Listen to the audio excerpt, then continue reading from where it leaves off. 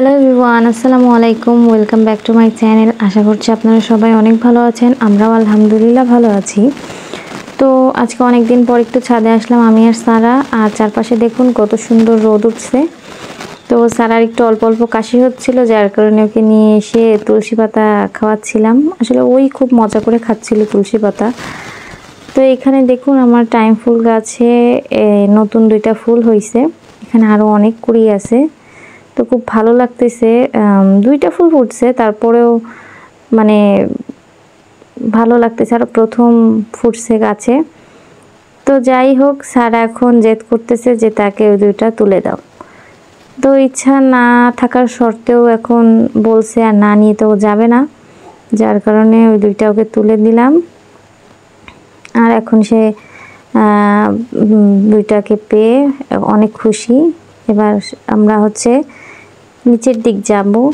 তো নিচের দিক যাওয়ার আগে দেখুন আমার এই অ্যালোভেরা গাছগুলা বৃষ্টি পড়ে কতটা ফ্রেশ হয়ে গেছে। আমি এর ঠিকমতো যত্ন নিতে পারি না, বৃষ্টি ছিল অনেক, যার কারণে ছাদেও আসা হয় না তেমন একটা। আর এখানে দেখুন বেলি ফুল গাছে কড়ি আসছে।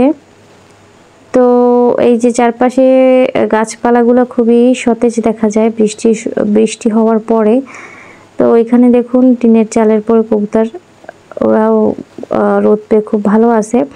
তো এখানে আমি এখন সারার জন্য রান্না করতেছি। এখানে আমি আজকে রান্না করব গরুর মাংস দিয়ে পেঁপে দিয়ে। তো আপনাদের সবার কাছে আমার রিকোয়েস্ট, যারা যারা আমার ভিডিওটি দেখছেন, ভিডিওটি না টেনে সম্পূর্ণ ভিডিওটি দেখার জন্য। আশা করছি আপনাদের কাছে ভালো লাগবে। তো এখানে আমি কড়াইতে তেল দিয়ে তার ভিতরে গরম মশলা, 1 টুকরা কাঁচা ঝাল দিয়ে, এখানে আদা রসুন বাটা আর জিরা বাটা দিয়ে এখানে আমি মশলাটাকে একটু কষিয়ে নিচ্ছি। আর আজকে রান্না আমি শুধুমাত্র একটি কাঁচামরিচই ব্যবহার করেছি, আপনারা লক্ষ্য করেছেন কিনা, কারণ ও তো ঝাল বেশি একটা খেতে পারে না। আর আমাদের জন্য আজকে রান্না করা হয়েছে পেঁপে দিয়ে গরুর মাংস ঝাল দিয়ে, যার কারণে ওর জন্য আলাদা করে রান্না করা লাগতেছে, কারণ ও পেঁপে তো খেতেই পারে না, কারণ ঝাল থাকে, আর তার জন্যই রান্না করা। এবার আমি লবণ হলুদ দিয়ে মশলাটাকে একটু কষিয়ে নিচ্ছি। তো এই পেঁপে দিয়ে গরুর মাংসটা রান্না করা সময় বাঁচানোর একটাই বলা হয়, কারণ গরুর মাংস সিদ্ধ হতে সময় লাগে, আর পেঁপে দিলে মাংসটা একটু তাড়াতাড়ি সিদ্ধ হয়ে যায়। তো এখানে আমি ঝোলের পানিটা কষানোর জন্য যে ঝোলটা দিয়েছিলাম, সেই ঝোলটা যখন একটু ফুটতে শুরু করছে, তখন আমি গরুর মাংসটা দিয়ে কষিয়ে নেব ভালো করে। এবার আমি ঢাকনা দিয়ে ঢেকে দিচ্ছি। আর আমি এইভাবে করে 2বার পানি দিয়ে কষাবো। তো এই যে প্রথমবার কষানোর এই যে পানিটা অনেকটা শুকিয়ে আসছে। তো এখানে আমি মিডিয়াম হিটে রান্নাটা করছি, অতিরিক্ত জাল দিলে পুড়ে যাবে। সময় নিয়ে মাংসটাকে সিদ্ধ হবে আর ঝোলের পানিটা টেনে যাবে, কারণ গরুর মাংস সিদ্ধ হতে বেশি সময় লাগে। এর জন্য আমি এই যে দেখুন আবার কষিয়ে নিচ্ছি পানি দিয়ে। তো এই পানিটা শুকিয়ে যাওয়ার পরে আমি এর ভিতরে পেঁপেটাকে অ্যাড করে দেব।